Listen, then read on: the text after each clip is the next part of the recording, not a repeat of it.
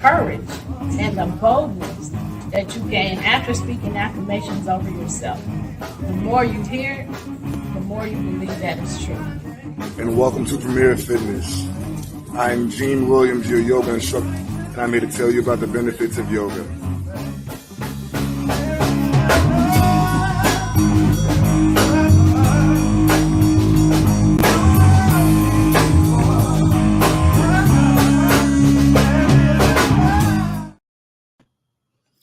Hey, everybody. Thank you for joining us.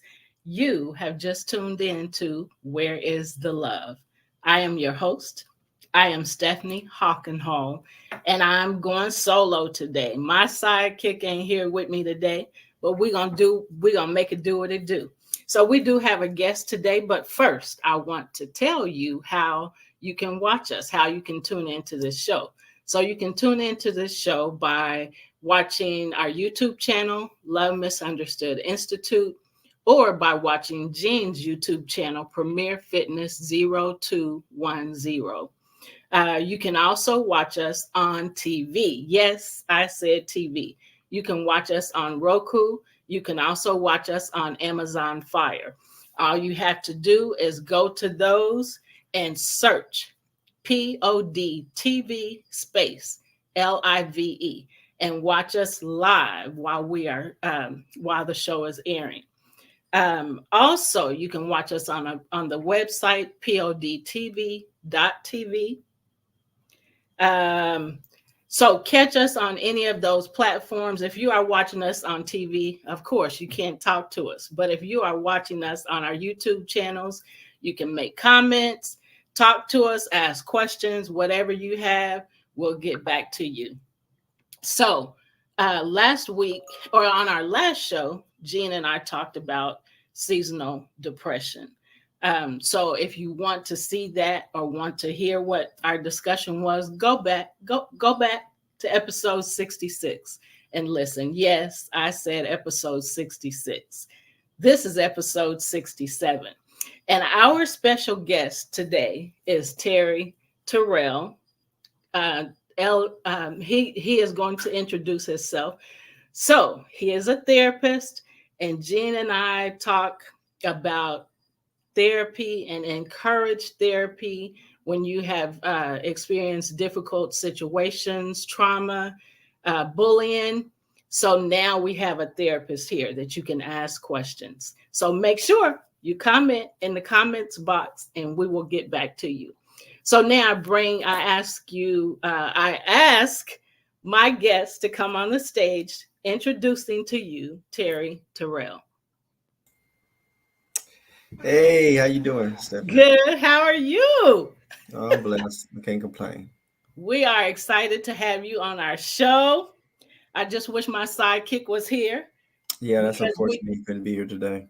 Yeah, we clown and laugh all the time, and people say, y'all are so silly. We have a lot of fun because we've been bullied so much. So again, thank you for joining our show.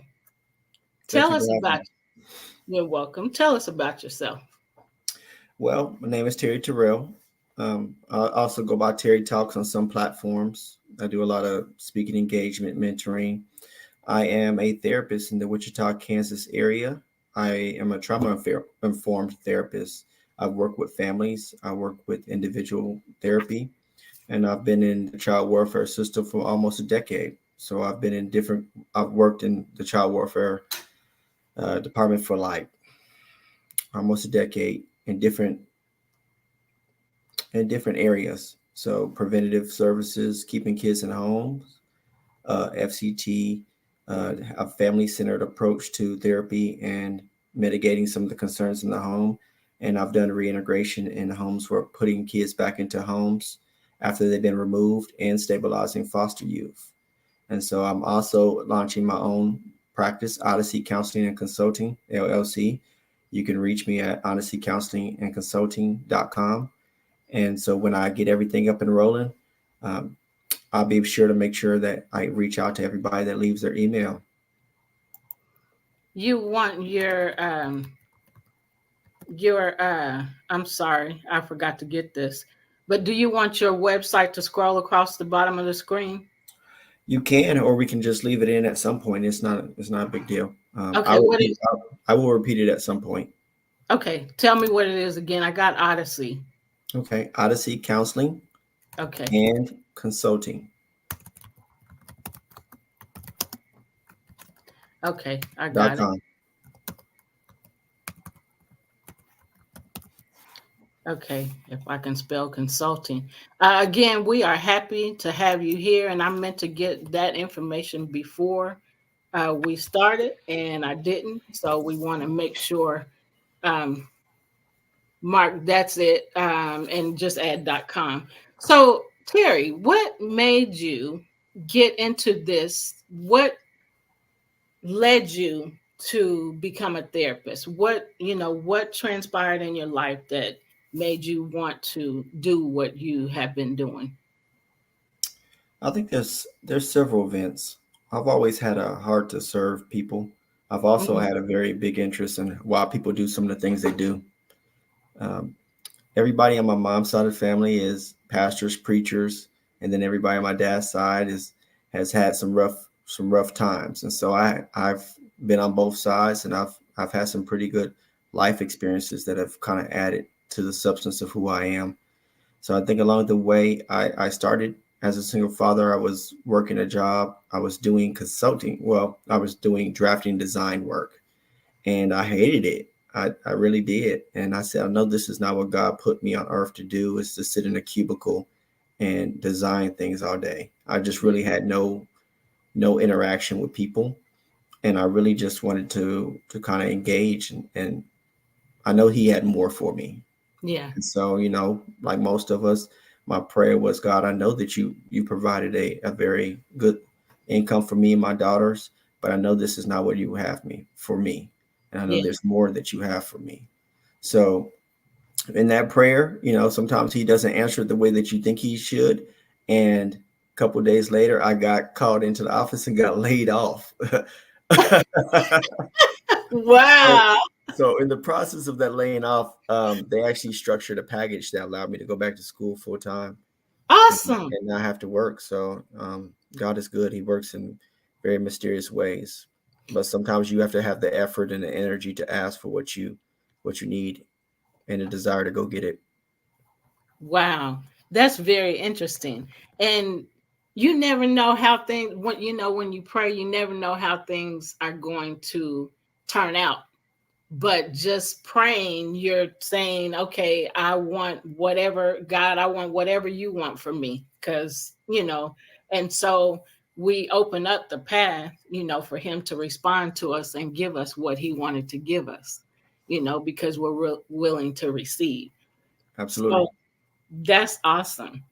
So I heard you say, about your mom's side and your dad's side. So you had to kind of in your life, have you found yourself trying to balance the two out in your life? Well, before I had kids, I was quite the knucklehead. I was I was quite mischievous. I got myself into quite a bit of stuff. I have those that advised me, but sometimes you have to go see Yeah. things for yourself. Sometimes that wisdom does not always sink into that thick head. But I'm thankful that I have people praying for me, and I was able to come back around. I think in school, I think the middle school to high school, I really kind of had some behavioral stuff, and they put me in classes. And I think they do that to a lot of our minority youth. Yeah. Is whenever there's some behavior issues, they assess that there's a lack of intelligence, and Yeah. then they just put them into a class where they don't have to deal with them. So Yeah. I was one of those ones, and not till I got into high school did I kind of see that they kind of put me in some classes that made it really kind of, for me, it was relatively easy, but I didn't even know how the system was working. And so only after encountering a young lady that was kind of mocking my situation, did I kind of find out that I wasn't even in regular classes. And so, from there, it was kind of like, I'm good enough. I can be in there. Why are they in there and I'm not in there? Yeah. So, when I went to talk to my counselor, he did not share that same that same desire and view for me. And so, when I went back, he was saying, well, your grades aren't that good. I would hate for you to be disappointed. I think you should keep working on it. So, I went back, got straight A's in the classes, and then I went back and said, hey, so here it is, straight A's. He's like, I think you still need to work on some things. I don't think that'd be a good fit for you. So at that point, I kind of got my mom involved, and you already know how that ends when you get your mom involved, and she fight for you. She believed in me, and she went and talked to him. And shortly after, they moved me out of the class into a regular class where I just kind of really excelled, and I was at the top of the class as far as the grades. So it was right there where I started getting a better understanding that you have to figure out who you are and why you're driven. Because for me, it was, you told me I wasn't good enough, and the system put me in a place where I was comfortable, and they didn't really ask much from me. But once I understood that you didn't think I was good enough, and it was kind of that fire, that competitive spirit that I have. That's good. So you found yourself labeled, and that's, Absolutely. yeah. Yeah. And then when the girl brought it to your attention, that's when you found yourself labeled, and you're like, hold on, wait a minute. That's good. So when we are able to see things and realize the truth of the matter of whatever it is, then we realize, okay, I got a choice. I can stay where I'm at, or I can do better. I can stay where people think I should be, or I can advance and be somewhere else. Right. Make life better for myself. I don't want what they're giving me. um would you, Odyssey, are you spelling it Odessey for Odyssey Counseling and No, Consulting? I'll put it in there. Please, thank I'll you, put because it I in there. mixed it up. Um, so while you're doing that, if y'all have in audience, if you have any questions, please ask questions. Put them in the comments area, and we will respond to those. Um, and you will see the website scrolling across. Make sure you go check out the website and see, um, talk to Terry, call him and talk to him and see how he can help you. So, what inspired you to become a social worker or to get into that field? Well, I think social work, is just again another label. I think it goes back to me having a heart to serve people and having the right things instilled with me, instilled in me from Yeah, grandparents, being in the church, faith, and then knowing the right things to do.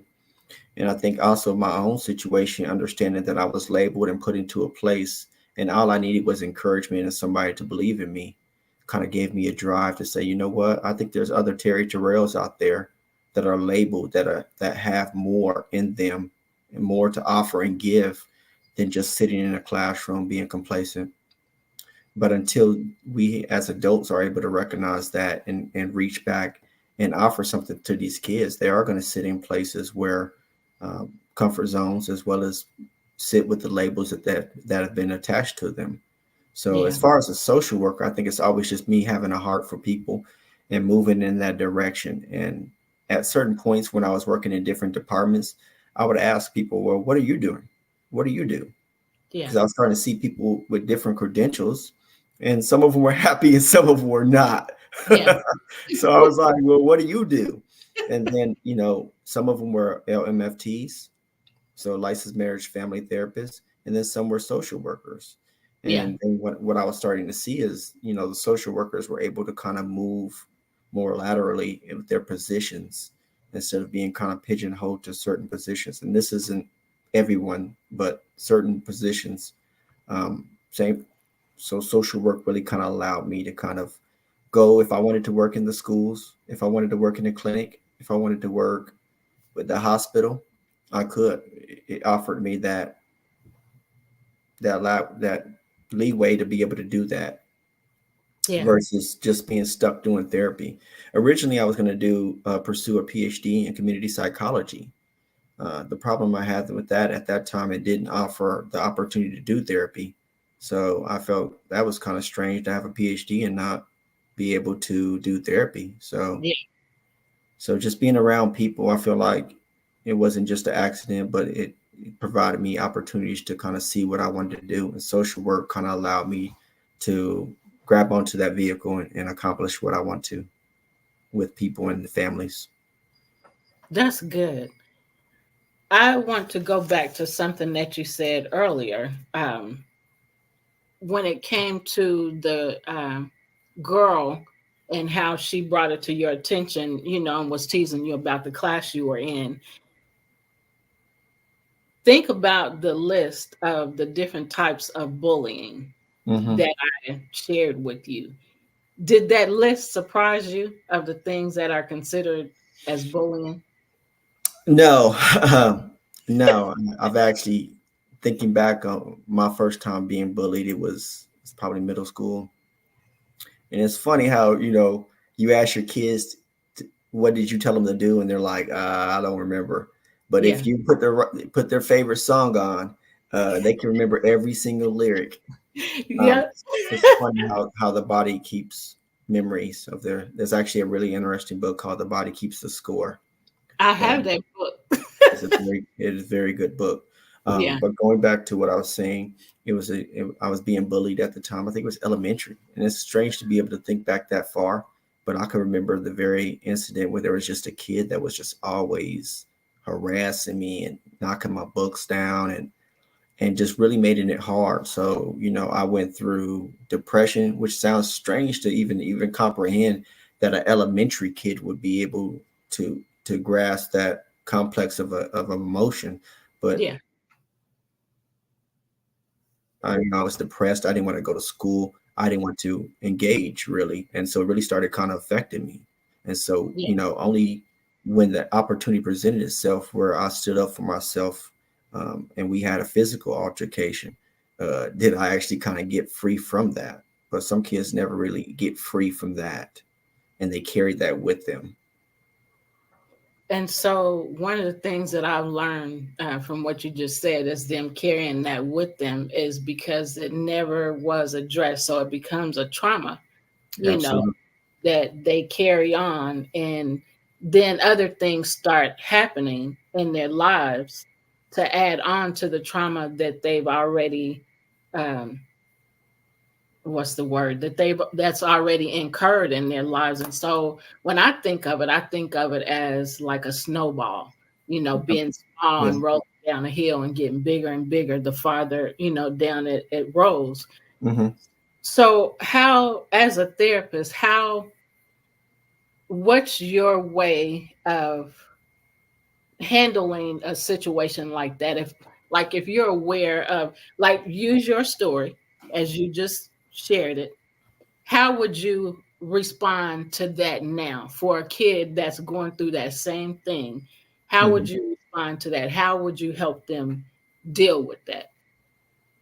I actually did have a kid during a family therapy session, kind of revealed because they were kind of wondering why his moods changed, Yeah. why he was having such bad mood swings, he wasn't engaging, and everything changed, and they could really put their finger on why he was acting the way he was acting.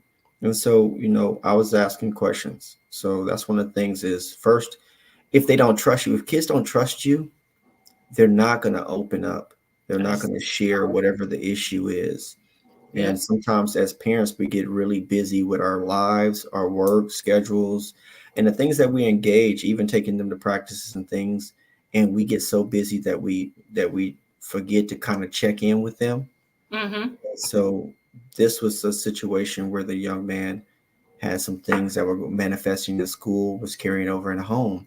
And what it was is he was being bullied in school, um, pretty consistent, Yeah. taking his food, taking his lunch, those type of things.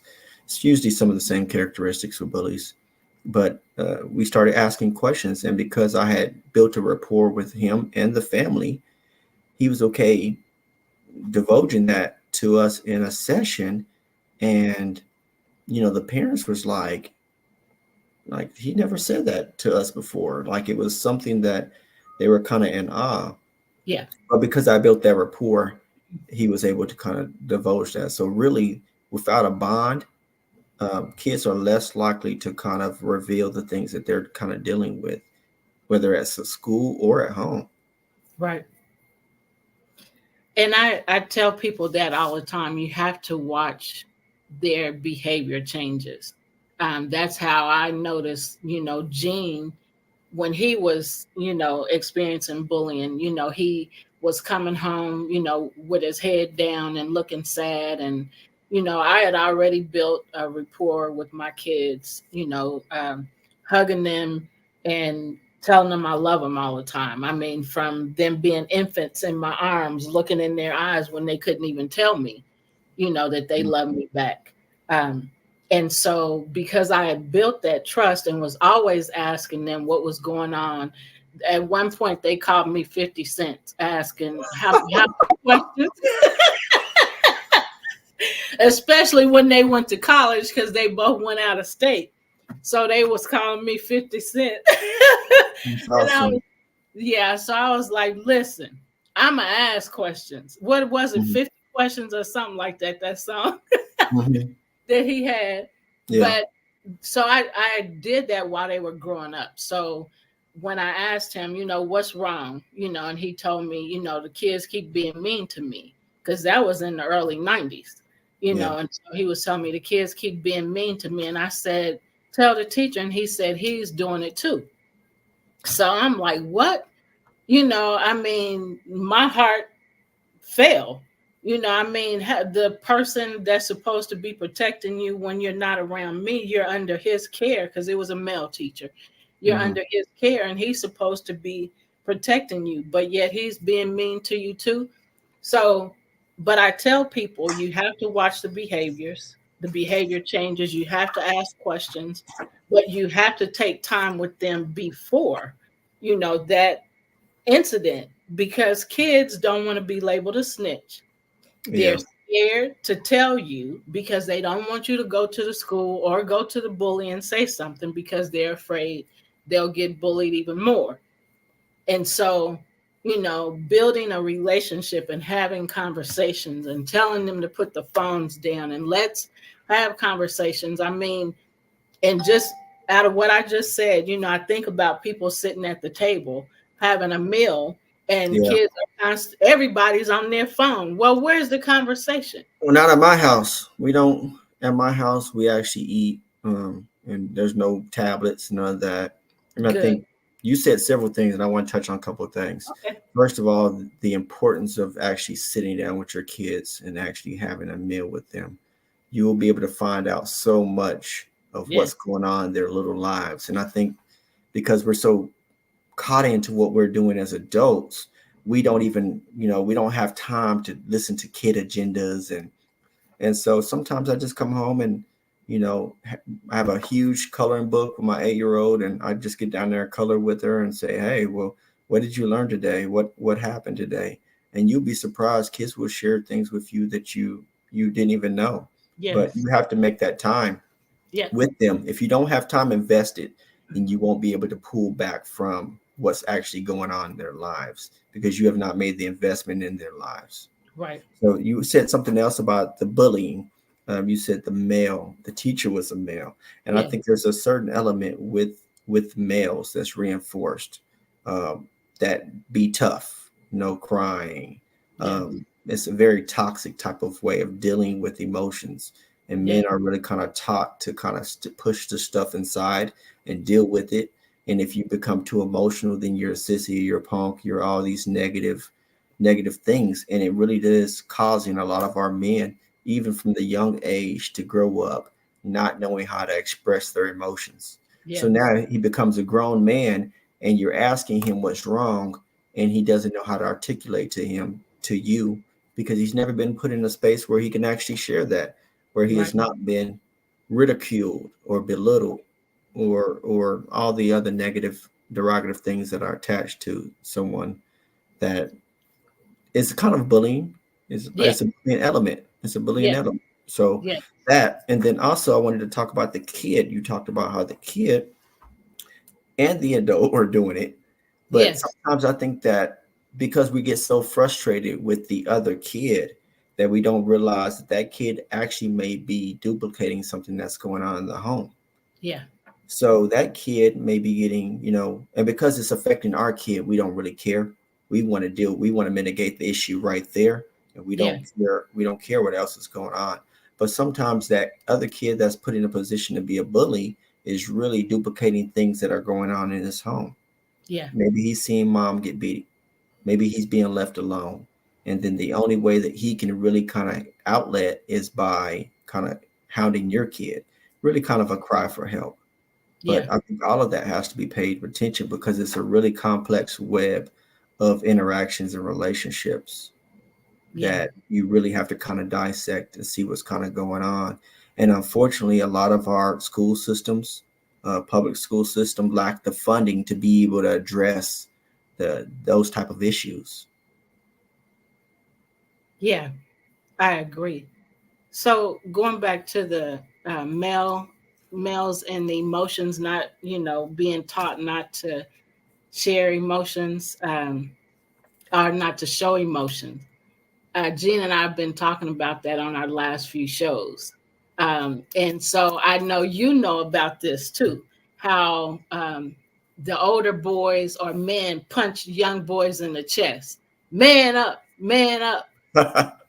Yeah, you know about that too, don't you? Yeah, yeah, I've had it done to me, and I've also been a part of Yeah, that type of mindset. And I think a lot of it is try to toughen the young boys to try to get them ready to deal with the world that doesn't really want to hear their issues or problems. yeah, And but I think in the process of that, we have to kind of understand that how it's really kind of dealt with is out of love, but it's also a lack of understanding of who that male is and what he's trying to articulate to that young man. yeah, So that's where I think it gets lost, because I have conversations with my sons as well. And I explain to them, you know what? It's okay to cry. It's okay to cry and have emotion, but you can't cry about everything. yeah, There is a point in time where you have to have some toughness about you and be able to push through. And I think because we have a lack of articulation in the male space, we're not really able to kind of grasp those complex emotions that have been built up, like you said, in young men that have yeah. become older men that haven't had the space or the safe spaces to have those conversations. So how old are your sons? My oldest son is I have five kids. My oldest son is 15, and then my youngest son is 12. And Okay. so the 15-year-old gives me the blues sometimes, but and I've had to learn how to have conversations with him despite my feeling of being spited Yeah, about his actions.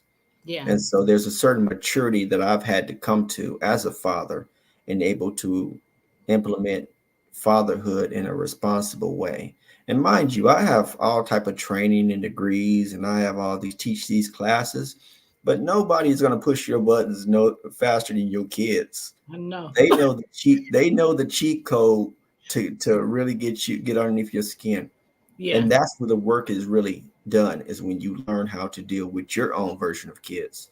yeah, Because a lot of the stuff that I learned, I had to implement it in my own home before I come and sit in front of somebody and say, this is what you do, this is how you do it. Because kids as well as adults are able to look and see a phony. yeah, Kids can smell a phony. yeah, And if you're trying to preach something to them, and this is the case with some of us as parents, is we preach something that we don't model. yeah, And so the kids are listening to us in church say all these great things about God and how good people are. And then they hear us come and gossip yeah, about that person or they hear us do something that's dishonest, and they're like, this Yeah. dude's fake, Yeah. and they That's lose respect for you. yes. Yes, absolutely. Because you've given them mixed messages. You're saying one thing and doing something else. Uh, Absolutely. and that makes me think of I was talking to a lady at work today, and I was telling her um, I was telling her how, with me talking about bullying, I can't just talk about it. I got to be about it. In other words, you know what that means. But I was Yeah. telling her, I said, in other words, I can't just say, something, you need to speak up for yourself, or you got to speak up for yourself, or don't let people insult you and humiliate you. That's bullying, and I can't just say it and not speak up, so I'm Yeah. telling you to speak up and don't let it happen to you. But then I'm not speaking up. I said I have to practice what I preach. And so I was just telling her I'm in a better place in my life now than I was years ago because I'm more confident, and more able to speak up to whoever it is. And in this case, it's my boss. Yeah. So, but it doesn't matter who it is now. I can speak up. But before I was a people pleaser and thinking if I don't, speak back to them or snap back or whatever, they might like me. But no, it don't work like that. You have Hmm. to open your mouth and tell people and build boundaries. Don't talk to me like that. You can't Yeah. treat me like that. If you want me to respect you, respect me, but you have to open your mouth and say it. So I was telling her, I have to do this. I can't just teach it. I have to do it. You have to walk it. Yes. I think you talked on something that's really important, and that's the ability. First of all, I don't think proper communication skills is just taught. First of all, it's not taught in schools and it's not taught at homes. And Yeah. so you have a lot of dysregulated adults that are trying to teach kids how to stand up for themselves, but they won't, like you said, they don't know how to stand up for Yeah. themselves. And so Yeah. we enter spaces where we're duplicating things that were taught to us into our kids, and then we wonder why we're having some of the issues that we're having. You know, it's funny, just like when you've been around the system for a while, you see a lot of patterns. And so one of the things that I've done with some of my families is called an eco map. Hmm. No, it's a genome map. And what we do is we do about 2 or 3 generations of that person's family, grandpas, uncles, aunts, anybody that's married into the family, kids. And we talk about who are these people? What are their character traits? You can say what you want as long as it's true. Yeah. And then we kind of label those things. What is their drug addiction? What is their drug of choice? What is their what are they married? Do they have more kids? And we label all this out. And then afterwards we look at it from our version, and then we start connecting the dots. What are the things? This person has a drug addiction. Oh, look at that. It's also here. It's also here. And here we are dealing with this in our family. And so at that point, I'm able to show them patterns of behavior, patterns of drug addiction. And then I challenge them and say, what do you want to do differently? What are you trying to break away from in your family? Or are you trying to continue this pattern? Like, does this continue to go down Yeah. after you and your kids and your kids' kids? Or do we make a stand and we actually start trying to implement some things that's going to put us into a healthy space and do something different and break some chains off our lives and off our families and create a legacy that of healthy relationships? That's good. That's good. I like the idea that you do that. So you see, letting them know you see the pattern here. I mean, now the choice is yours. Do you want to change it or do you want to stick with it? I Yeah. mean, And by default, when you don't change it, it goes on anyways. yeah. Yeah, I put a post on social media in the last few weeks that said something like if you don't deal with trauma, it's transferred, not transformed. I like You that. Yeah. So it said something like that. So when it comes to bullying as an adult, have you what bullying from, just thinking about the list of the different types of bullies, what have you experienced as an adult? As a young adult, even now, up to now, I still consider myself a young adult. Um, We my still kids, young. my kids say different. Yes, of But course we do. yeah, but one of the things that I remember quite intently, because again, the body remembers trauma. It Yeah, remembers bullying. It remembers those things with those type of negative emotions. Those are really strong. I remember working at a consulting agency. This is that good job that I had, and I was the only minority in in probably there's probably about a handful of minorities in the building. And I remember, there wasn't very much movement, but I would get up occasionally and go walk through the building to give my legs, a little walk or something, and then come back, or I go to the bathroom or something. And I remember that I got called into my boss's office, and what was being said is, they didn't understand why I was all over the building, or why I was leaving my desk so frequently. And at first, I was just kind of like, maybe it's a misunderstanding. But then as it kept going on, I kind of realized nobody else was having this issue, but except for me. And it was really hard being in that position as a minority, and unable to have anybody to that could be an advocate or that knew culturally what I was dealing with. I mean, yeah, this was something that I fabricated. This was because he kept calling me to the office. So about the second or third time, I said, you know what? I think we're asking the wrong questions. I think we need to ask, why are they so focused on me, and yeah, why are they so focused on what I'm doing? I yeah, mean, have they seen me do something dishonest? If that's so, then that can be addressed. But why is there all this focus, and why am I having so many conversations about me getting up and walking? And so I was able to articulate myself at that point, which a lot of people aren't even yeah, able to, or they don't feel like they have the tools to be able to do that to somebody who has the authority over them. But I was yeah, able to kind of articulate my position on that. And he said, you know what? He said, you're right. He said, I'm gonna look into that. And then when he came back, like I talked to him like a day later, he said, you're right. I told them to not worry about what you're doing, and to focus on what they're doing, because right. apparently they're using too much time of theirs Watching you. watching me. So um, so that was a win for me, because I was able to articulate myself as a minority, as a black man in a space that was very oppressive at times. And some of that is some of that is bias that Yeah, people have. However, whatever you want to label it, I'm the only one that felt it, yeah, you know. So for them, they were not used to being in space with, minorities without them dictating the terms of what happens. yeah, And so that was a time that I remember, because when it happened the second time, I went home and I prayed, and that was a hard time for me, because I couldn't understand why I was being targeted like that. yeah, So I remember that very intently.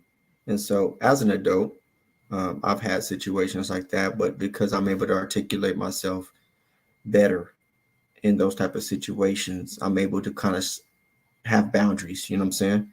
And that's that's where the biggest part of it is boundaries. yes. Yeah, that's what I was talking about today, creating the boundaries and being able to create the boundaries and not feeling bad about it. Because that was something else that I did. If I was able to create the boundaries, then I feel bad because now you're looking sad or whatever, and controlling me with your emotions, which is an emotional bully. Yeah, So now I'm giving in, and and not sticking to my boundaries, because I don't want you to look pitiful. I don't want you to be sad. I don't want you to be mad.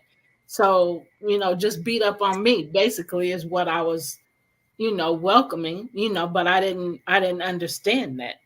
Um so boundaries are so huge. Boundaries are so huge. I wanted yeah, to give an example, because when I'm talking to some of my clients, we do have issues where they have family members that always try to that can be oppressive, that Yeah. can cross bounds. But until you put the boundaries up, and an example I love to give is, imagine a house without a fence. You can approach that house anywhere you want to. Yeah. You can go from the left side, the right side, you can go to the back, you can even drop down on top of the roof. They can come anywhere they want to. But Yeah. once you put that fence up, they can only come through the avenues in which you allow.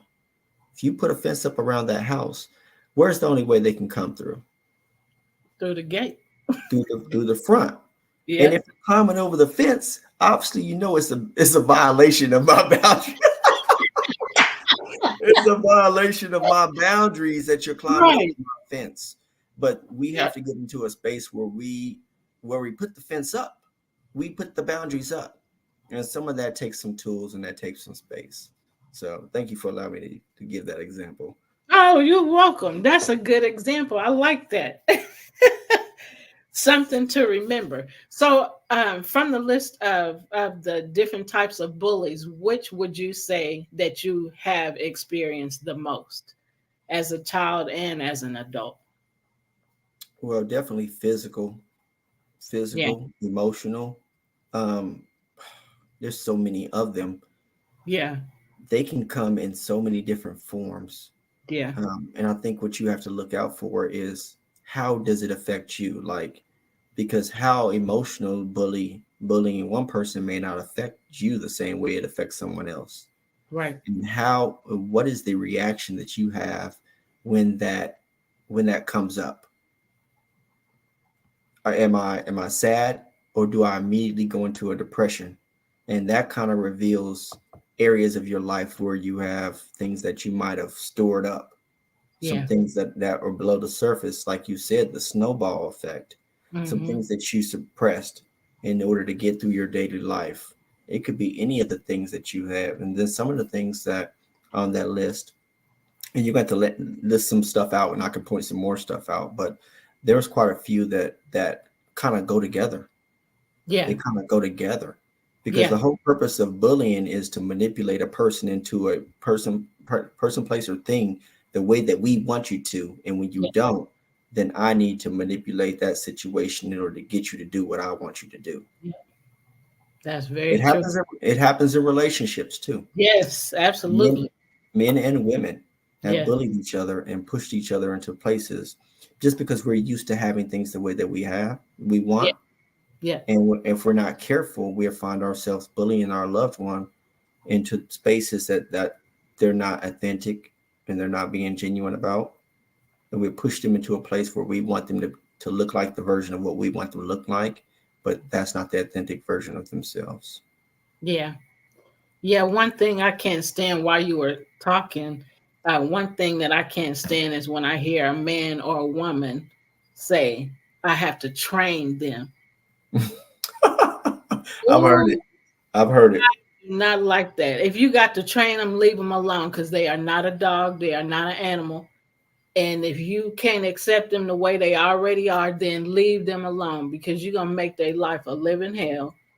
So don't do that. You don't need to train nobody. Just accept people and love them the way they are, or just leave them alone. It's just that simple.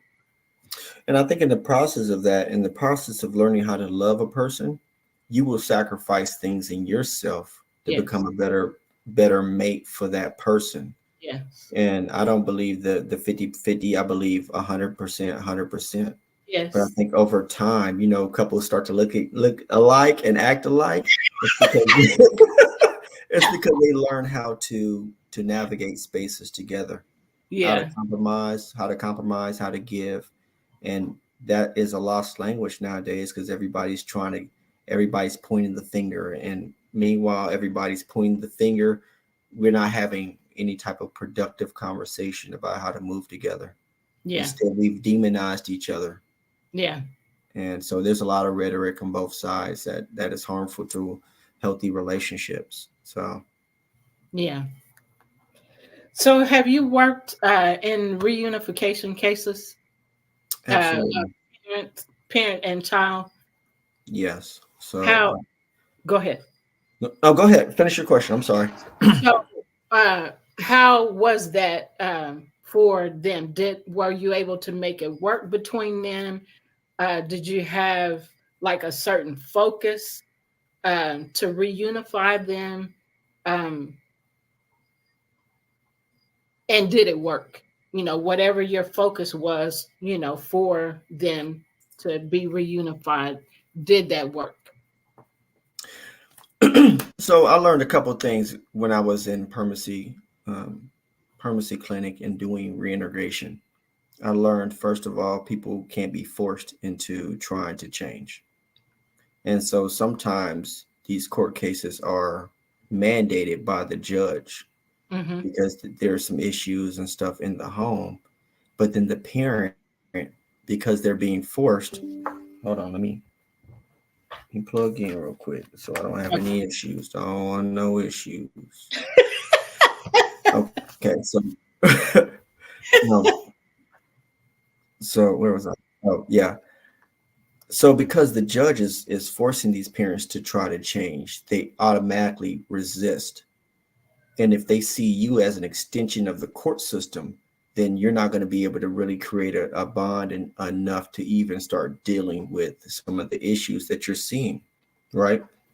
Yeah. So I can have conversations with them, but the process of trying to bond with that client, the parent, is already starting off rocky because they Yeah. see you part of a system that in that put itself inside its home, and there was nothing wrong. We had no issues, and here you are in my face talking to me about what I need to change, and you don't know me, and it's pretty common. So that's the initial barrier.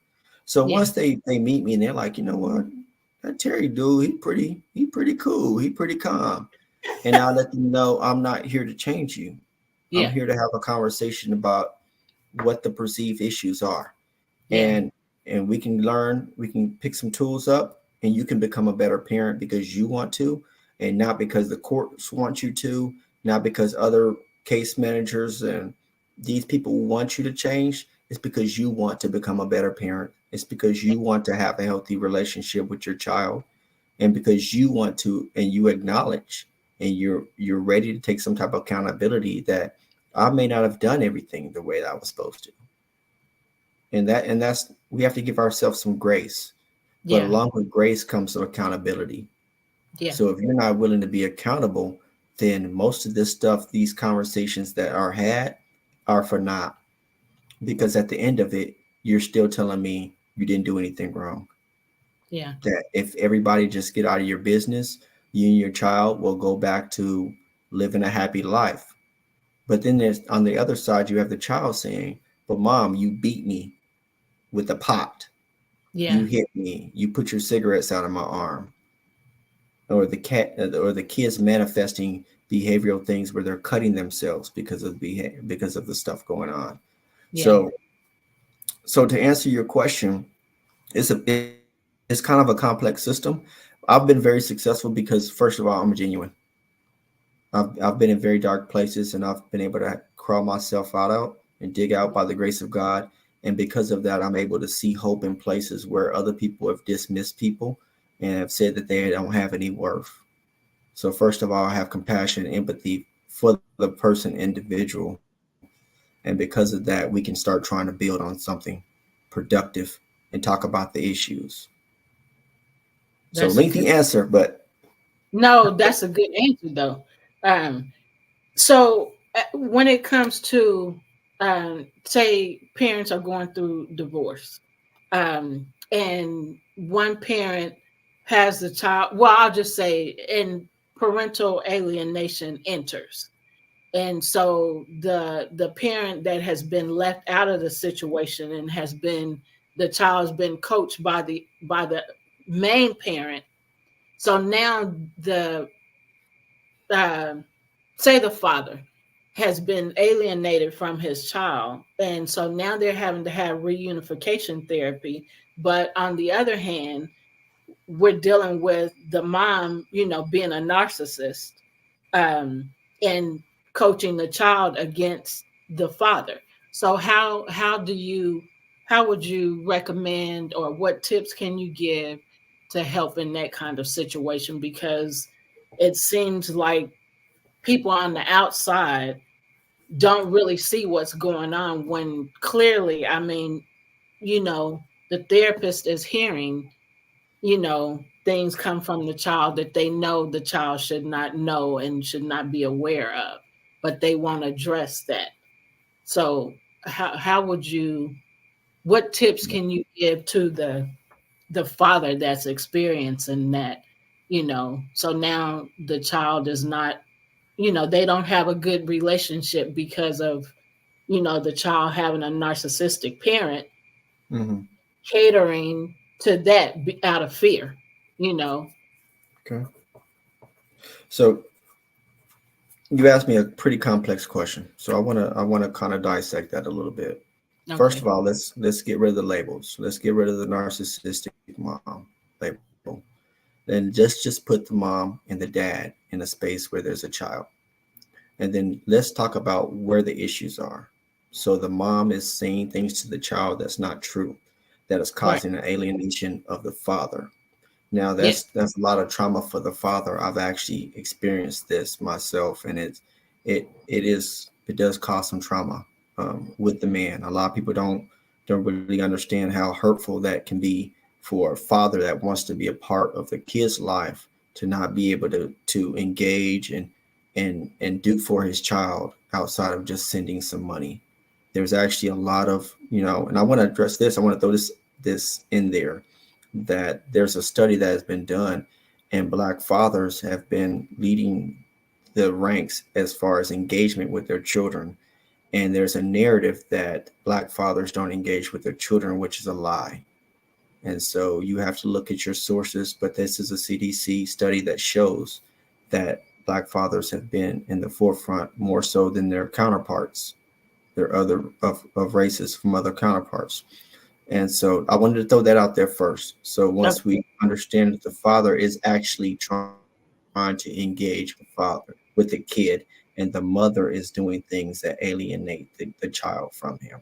There's a Yeah. couple of things that when this was happening to me, it it it really does elicit an emotional response on the father, to where you actually, if you're not careful, you'll go do something stupid and cause yourself to be in trouble, in jail, or have a record, or get involved with the police over some altercations with this person. So I would say this: first of all, we need to identify what the issues are, and then we have to start documenting what's going on in the home. So if he's going to see the kid and he can't see the kid, then document that. If he's calling and the phone is being sent to voicemail, he needs to document that, because if you don't document it, it doesn't happen.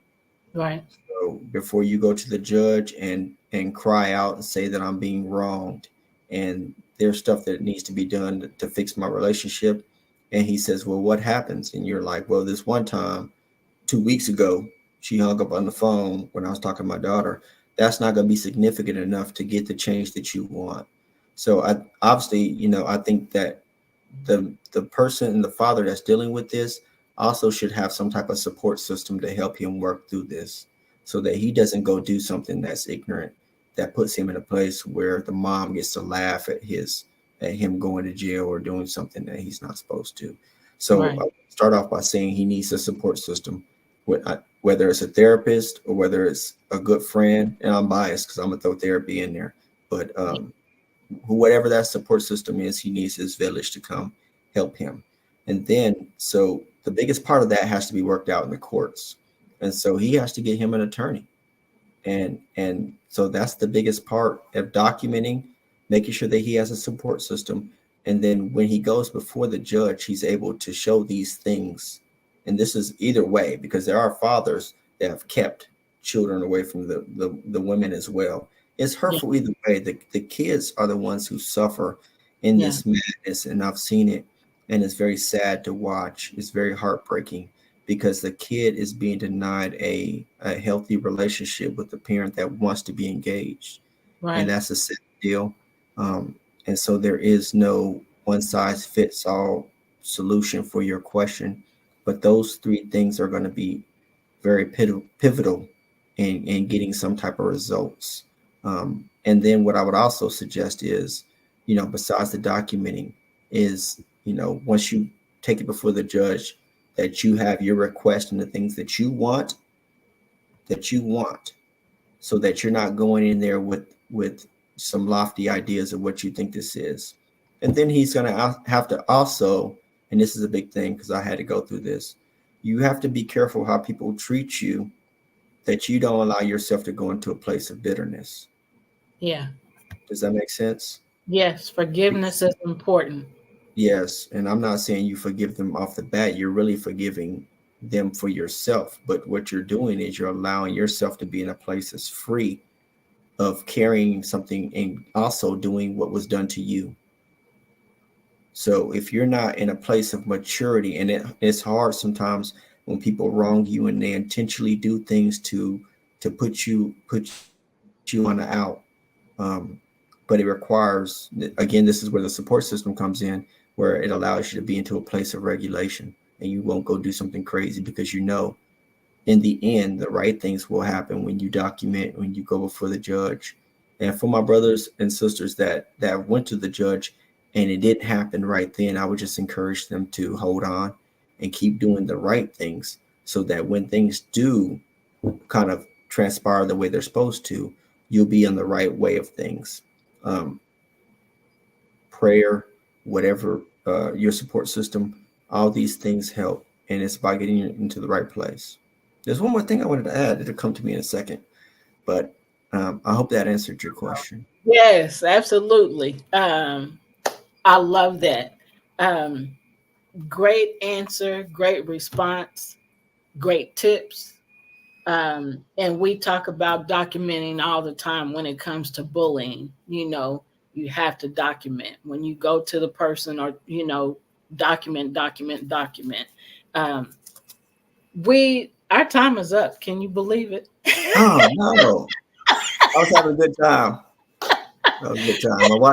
My wife say I talk too much, but in my profession, my grandpa said something that I remember even to this day. So I was very young when he died. He said there's two types of people. There's people who just want to say something, and then there's people who have something to say. And I Wow. think I've done the work behind the scenes that allows me to have conversations of substance, so that people see the genuineness when they talk to me. And it's because I really do have a heart for people, and I want to see them have healthy relationships. So no, I'm That- sorry that this is ending. We I need a part. know. We gotta have a part two. We gotta get Genie. Yes. We gotta Um, get Genie. Listen, don't say that and don't do it now, because we do have part twos. Because we be like, man, this conversation ain't over. So we are It's gonna never. have a part two. We're Can gonna I have can I throw a quick plug in there? Let me throw a quick plug go in ahead. there. I am also Look, working with three other extraordinary black men in a space called the Black Men's Locker. You can find them at blackmenlocker.com. We're on most platforms.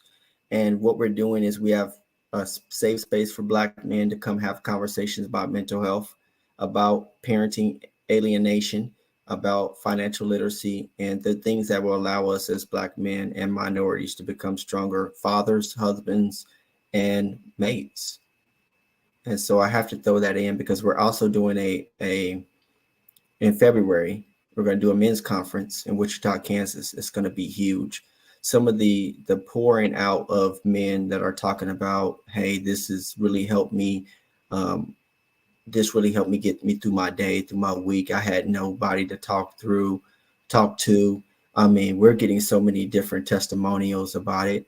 I talked to a lady today, and she was talking about she's going to get her son and have her son come check the group out. Now, the main group is men only, but the podcast and some of the things that we're doing, we're putting resources out there for other people to engage in conversations with us as well. We don't want to leave them out, but we also need our safe space to be able to yeah. converse amongst each other in order to be better. I love that, and thank you for putting the plug in, because that's very much needed, and people need to know where to go. So where can they go? I heard you say, tell them where they can find you, where they can, connect and get involved. So the blackmenslocker.com is where you can reach us. We're on most platforms, Twitter, which is called X now, Facebook, Instagram, and some of these other ones. We usually have some type of presence there. Our biggest space is in Facebook. We have close to 11,700 men that are actively engaging and having conversations about what their mental health is. So I'm operating in that space. We have some exciting things that's getting ready to come. I'm so excited for what we have going on. God's allowing me to be used to speak life into these men, speak life into these homes. And this is just the beginning. We got great things loading. So. Wow. Yeah, we are going to have a part 2. So stay tuned. Give us a few weeks. I mean, with the holidays, give us some time. We're going to have a part 2. And it might be next week. Just stay tuned. Watch out. We are at the end of our show. Terry, you have helped so much, provided such good information. We appreciate you, and we do look forward to doing. Thank you. I appreciate you. So take care. Y'all watch us next Sunday at 5 p.m. Central Standard Time, right here, wherever you're watching us from. And we send you away with peace, love, and joy. Take care, and bye for now. Stay tuned for the outro video to see Gene and his band sing their first CD or video. We're ready, Mark.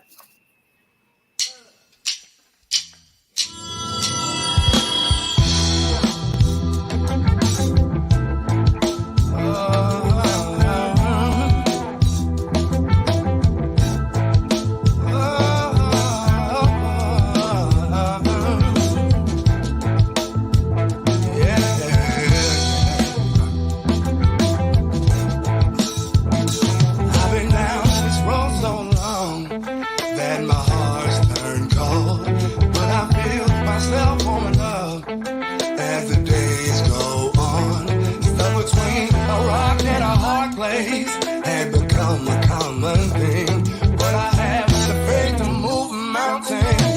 As you'll see, won't let you take it from me. No, no, no, no, no.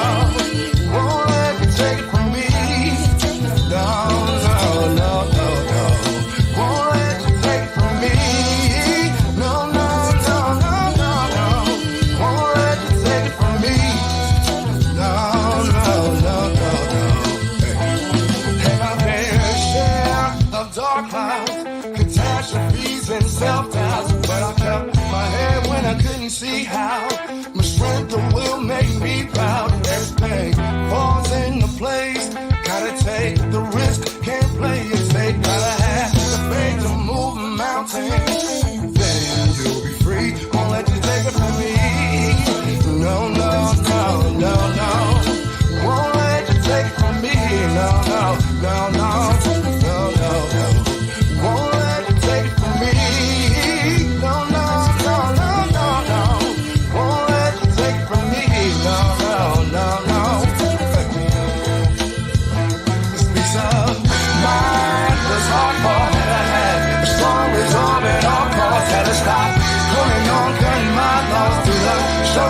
Cause to be the boss no more. Sun just clear sky. Decided to take control of my life. Now I'm not afraid to reach for those heights. Ain't no glass ceilings in sight. Take it from me. No, no, no, no, no. Won't let you take it from me. No, no, no, no. No, no, no. Won't let you take it from me. No, no, no, no, no, no. Won't let you take it from me. No, no, no, no, no. Won't let you take it from me. Won't let you take it from me.